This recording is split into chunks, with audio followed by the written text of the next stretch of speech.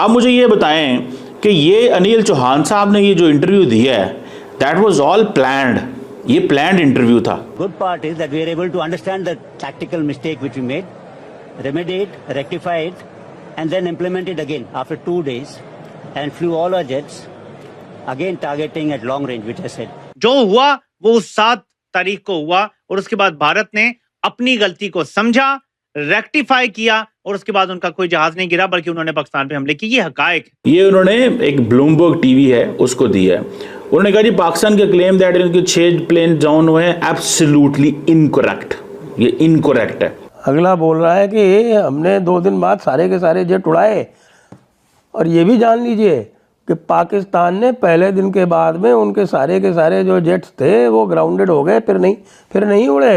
The narrative is clear कि हम मारेंगे इनको, छोड़ेंगे नहीं, पकड़ लेंगे, उड़ा देंगे, रख देंगे, तर देंगे, चुक देंगे, ऐसा सतोरी। फिर उसके बाद भारत ने ब्रह्मोस भी पाकिस्तान पे दागे, स्कल्प भी मारे, लेकिन उसके बाद हम उनका कोई जहाज नहीं गिरा सके। मोदी जी क्या कर रहे हैं आप? मतलब ठीक है, मतलब आप पाकिस्तान को डराने की कोशिश कर रहे हैं। भाई पीएफ आपका मुकाबला नहीं कर सकते, हम तो यार कमजोर हैं। 7 के बाद पाकिस्तान ने भारत का कोई जहाज नहीं गिराया, जबकि पाकिस्तान की 10 एयर बेसिस पे भारत ने हमले किए। आपको हमने कई बार बताया कि हम लोग डरते वरते किसी से नहीं है। हाँ, वो जो हम कन्वर्ट हुए थे ना, आपको पता है ना कि जो हम हमारे लोग जो थे, हमारे जो बुजुर्ग थे, वो कन्वर्ट हुए थे। जय हिंद दोस्तों। पाकिस्तान जो प्रोपेगेंडा फैला रहा था कि ऑपरेशन सिंदूर के दौरान भारत के हमने 6 रफेल्स गिराए और एयरक्राफ्ट गिराए, इसको कल अनिल चौहान जी ने, जो सीडीएस है, ब्लूमबर्ग टीवी को दिए गए इंटरव्यू में क्लियर कर दिया है कि हमारा कोई भी प्लेन, कोई भी जेट नहीं गिरा था और हमने कुछ मिस्टेक्स जो हुई थी उसको रेक्टिफाई करते हुए फिर 2 दिन बाद पाकिस्तान को ब्रह्मोस, स्कैल्प, हैमर मिसाइलों से ठोका है। इस पर पाकिस्तानी मीडिया क्या डिस्कस कर रही है हम इस वीडियो में देखने वाले हैं। पाकिस्तान पे हमला कर रहे थे ब्रह्मोस मिसाइल से, ठीक है, या स्कैल्प मिसाइल से हमला कर रहे थे। दे वर नॉट प्रिपेयर्ड कि एयर टू एयर पाकिस्तान इतनी सुपीरियरिटी दिखा देगा, उनका जेट एंड सी कितना हाई लेवल। जब पाकिस्तान ने उनके जहाज गिराए इंक्लूडिंग राफेल, तो फिर उसके बाद भारत ने ब्रह्मोस भी पाकिस्तान पे दागे, स्कल्प भी मारे, लेकिन उसके बाद हम उनका कोई जहाज नहीं गिरा सके। आपने नोट किया ये बात कि 7 के बाद पाकिस्तान ने भारत का कोई जहाज नहीं गिराया, जबकि पाकिस्तान की 10 एयर बेसिस पे भारत ने हमले किए। ये सारे हमले जहाजों से किए गए, एयर टू सरफेस मिसाइल इस्तेमाल किए गए, पिन पॉइंट एक्यूरेसी के साथ इस्तेमाल किए गए, लेकिन पाकिस्तान उसके बाद भारत का कोई भी जहाज गिराने में कामयाब नहीं हुआ। जो हुआ वो 7 तारीख को हुआ और उसके बाद भारत ने अपनी गलती को समझा, रेक्टिफाई किया और उसके बाद उनका कोई जहाज नहीं गिरा बल्कि उन्होंने पाकिस्तान पे हमले किए। ये हकायक है। क्या कह रहा है कि साहब कि the good part is that we are able to understand the tactical mistake which we made. हमने एक टैक्टिकल गलती की, वो हमने आइडेंटिफाई कर ली, उसको हमने रेमेडी किया, रेक्टिफाई किया and then implemented it again after 2 days and flew all our jets again. सुन लो भाई अंग्रेजी, we rectified it, tactical mistake which we made, we were able to understand it, the tactical mistake which we made, remedy it, मतलब हमने उसको ठीक किया, rectify it, बिल्कुल उसको संभाल दिया, सही कर दिया, and then implement it again, और फिर उसको दोबारा हमने implement किया 2 दिन के बाद, and flew all our jets again।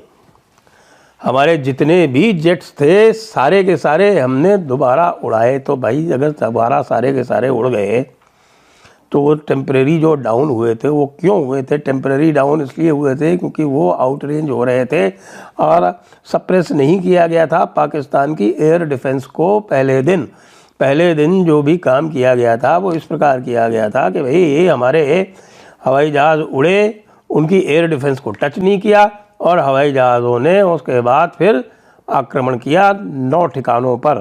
तो जब वो आक्रमण किया तो उस समय उनकी एयर डिफेंस भी एक्टिव थी, उनके जो फाइटर्स थे वो भी एक्टिव थे और इसलिए आपको अपने कुछ जहाज़ों को पीछे करना पड़ा, उतारना पड़ा, निकालना पड़ा। ये कह रहे हैं चौहान साहब। आपको मैं ब्लूमबर्ग की ही आर्टिकल में से पढ़ के बता रहा हूँ, ये सीधे सीधे। मैंने देखा कि मोदी जी जो है पाकिस्तान को मतलब मोदी जी क्या कर रहे हैं आप, मतलब ठीक है, मतलब आप पाकिस्तान को डराने की कोशिश कर रहे हैं। तो हम आपको ये बताते हैं, डरते वरते हम किसी से नहीं है। आपको ये भी पता ही होगा, हमने कई बार अपने प्रोग्राम में भी जिक्र किया है, भेजा फ्राई में भी कई बार कहा, और आप तो भेजा फ्राई देखते हैं, मुझे पता है। तो आपको हमने कई बार बताया कि हम लोग डरते वरते किसी से नहीं है। हाँ, वो जो हम कन्वर्ट हुए थे ना, आपको पता है ना कि जो हम हमारे लोग जो थे, हमारे जो बुजुर्ग थे, वो कन्वर्ट हुए थे रिलीजन छोड़कर और इस्लाम में, तो वो भी हम कोई डर खौफ की वजह से नहीं हुए थे, हम लालच की वजह से, क्योंकि सुना उस जमाने में लोगों को लालच दिया गया था, कुछ लोगों को डराया धमकाया गया था। लेकिन हम लोग वो थे जो लालच में आए थे लेकिन डर में नहीं आए थे। तो मैं अभी भी आपको वही बता रही हूँ, कई बार अपने शोज में बता चुकी हूँ, ये हमें धमकियां मत दिया करें।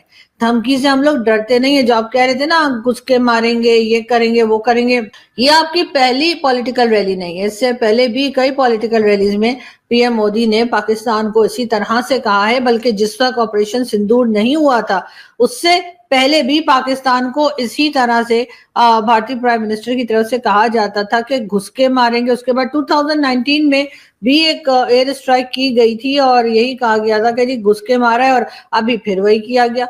अब मुझे ये बताएं कि ये अनिल चौहान साहब ने ये जो इंटरव्यू दिया है, दैट वाज ऑल प्लान्ड, ये प्लान्ड इंटरव्यू था। जैसे पाकिस्तान ने कल इंटरव्यू दिया ना, पाकिस्तान के जो थे chairman joint chief of staff ने कल इंटरव्यू दिया था, किस चीज़ का, कि जनाब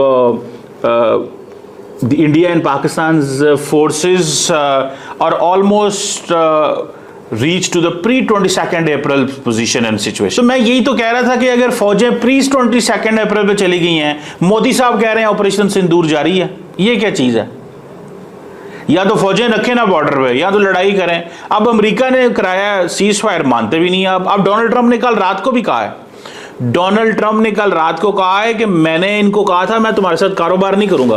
दोस्तों, ये तो क्लियर हो गया है कि भारत का कोई जेट नहीं गिरा, लेकिन ये भी क्लियर हो गया है कि पाकिस्तान के कई जेट्स गिराए, जिसमें 8 F-16 है। इसके अलावा न्यूक्लियर फैसिलिटी को जो हार्म पहुंचा है वो अलग है। खास तौर पर जो इनके 11 एयरबेस के रनवेज उड़ाए गए हैं, एयरबेस नेस्तनाबूद किए गए हैं, ये भी एक बात है। लेकिन पाकिस्तान जश्न मना रहा है, न जाने कौन सा जंग जीत गया पाकिस्तान, जो जश्न पे जश्न मनाया जा रहा है, और भारत को फिर से धमकियां देना शुरू कर दिया है। कुछ मंचों से ये भी कहा जा रहा है कि हम भारत के साथ पीस टॉक की बात करेंगे। वहीं भारत ने अपना रुख क्लियर किया है कि अगर बात होगी तो सिर्फ पीओके को लेकर बात होगी और टेररिज्म को लेकर बात होगी। आप क्या सोचते हैं, आपके क्या विचार, कमेंट जरूर कीजिए।